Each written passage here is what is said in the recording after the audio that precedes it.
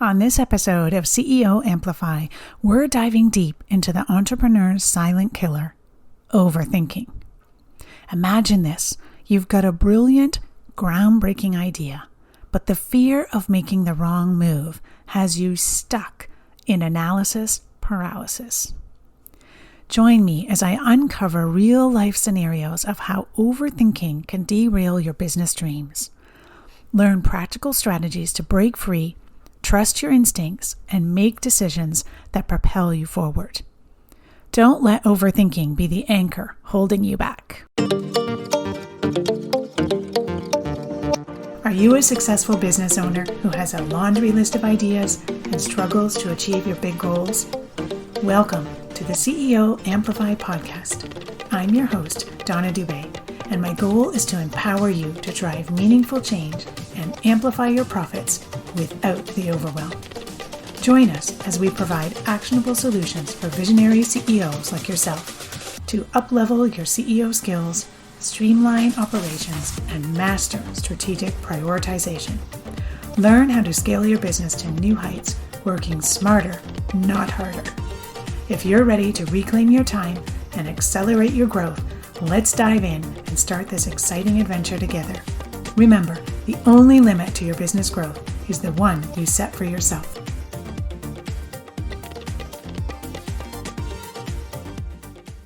Welcome back, CEOs. I'm so glad you're here. This is the first of 3 episodes in which I'm going to be focusing on fatal mistakes that you want to avoid as an entrepreneur.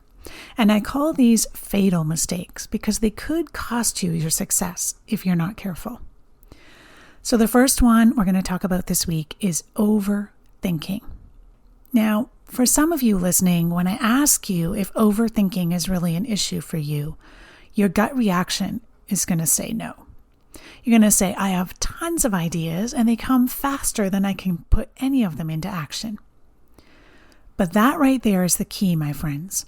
When we're talking about overthinking, it's not about how many ideas you have, but rather how long you contemplate and research and think about an idea before implementing and putting it into action. So let me give you a few scenarios and examples that I've come across either in my own business or with helping my clients, just to set the scene and get you thinking in this realm. So again, imagine you've got a brilliant idea for a brand new product, program, or service. You're really excited about it. But as you start contemplating the various aspects of actually bringing this thing to market, you find yourself overthinking. Should you launch it now or wait for market conditions to be just right? Maybe you should spend more time in market research just to make sure you're on the right track. Or maybe you should start developing a prototype first, or maybe you'll beta test it first, or maybe you'll wait until, You see, this indecision becomes a breeding ground for overthinking. You might actually spend months analyzing every possible angle, consulting with business besties and friends, industry experts, and maybe even your potential customers by, asking your audience. Meanwhile, while you're doing this overthinking and overanalyzing, your competitors who are making swift decisions and making adjustments gain the upper hand. Or perhaps you've been contemplating starting a podcast to showcase your expertise in your industry. You've brainstormed topics, you've got potential guests lined up, you've envisioned the format. But the fear of not having the perfect strategy or the best equipment keeps you from taking the first step. Overthinking turns your exciting project into a prolonged idea that actually never materializes. And overthinking can creep into our day-to-day operations of running our businesses as well.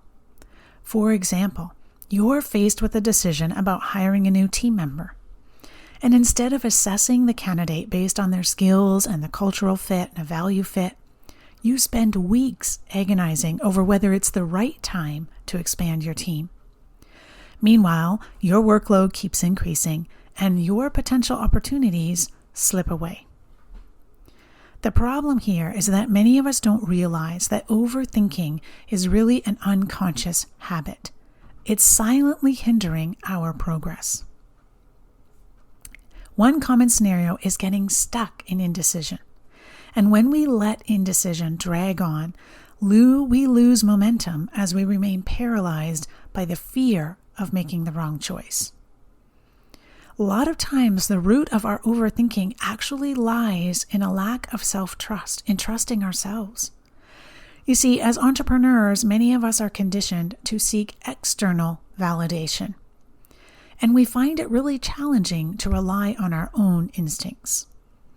And this is exactly where the danger of overthinking comes in, because we get stuck in this loop of endlessly gathering information, right? We're in information gathering mode.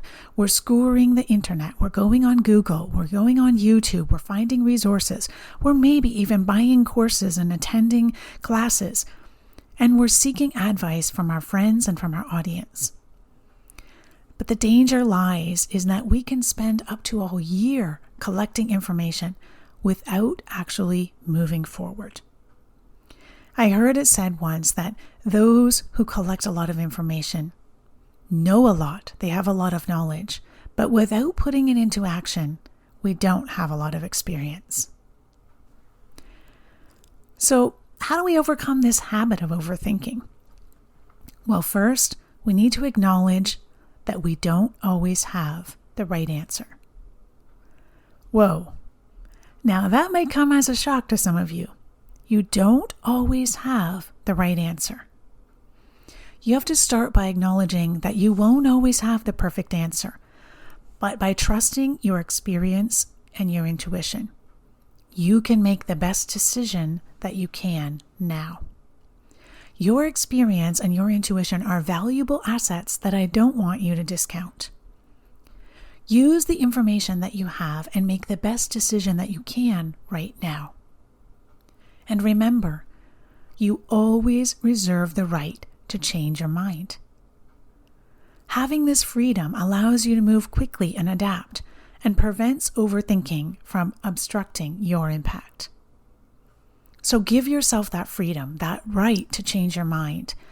Go with the best decision that you can right now and tweak and adjust as you move forward. The second piece of this is learning to trust yourself and your instincts. Again, we're often conditioned to follow others' advice, right? Assuming that the steps they took are going to work for us.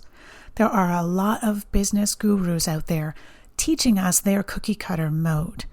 And I, for one, don't stand for this. I don't believe for a minute that my business is going to be exactly the same as yours. And the steps that I took to grow my business are going to work exactly the same for you.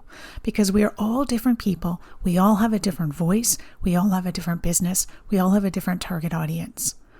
And so I want us to get out of listening to everyone else's voices and letting all those should-haves and could-haves fill our heads. And start to listen to our own thoughts and our own voice.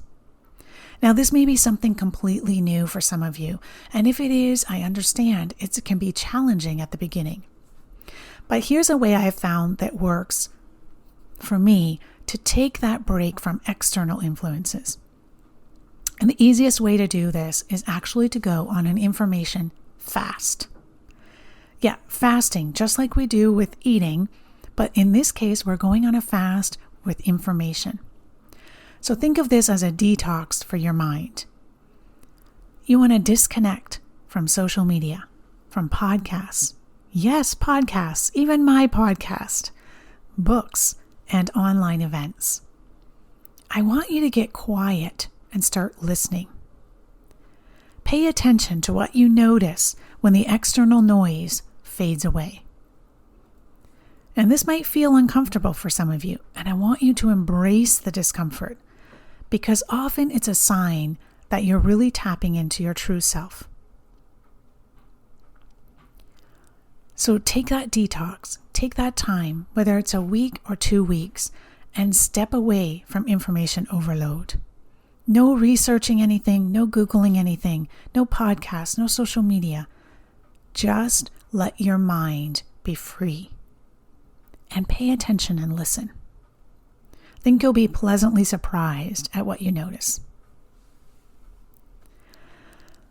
The other piece of this that I want to make sure we tap into is that overthinking is actually a procrastination technique. So when faced with a choice of now or later, this dilemma can be paralyzing for some of us. But again, by allowing yourself the right to change your mind, you create a sense of freedom. And this freedom enables you to move forward confidently, knowing that adjustments can be made along the way. Make a decision for now and start down that path. And when things aren't lining up right, tweak and change. Don't get caught in the trap of now or later. Really focus on what you want to do now. And remember that mistakes, my friend, are going to happen. But mistakes are not to be feared. I want you to look at them as opportunities for growth and learning. Mistakes aren't roadblocks, but rather stepping stones on our entrepreneurial journey. So I ask you now, are you ready to break free and do the work that you were put on this earth to do, reaching more people and making a more significant impact? If so, then I challenge you to get quiet for the next 7 days and listen to your inner voice. Disconnect from social media, podcasts, webinars, books for the next week. Yes, a true detox for your mind. And during this time, get quiet and pay attention to your inner voice. What ideas surface when the noise fades away? All right, if you're up for this challenge, I want you to hop into the CEO Amplify Facebook group and let me know when you're ready to start your quiet challenge, and I'll be there to hold you accountable. When the 7 days are up, be sure to come back to the group and let me know what you learned. What ideas came to mind when you let that noise fade away? Let's challenge ourselves to break the cycle of overthinking so we can unlock our true potential and pave the way for sustained business growth. That's all for this week, friends. I hope you found this episode helpful. We'll see you next week.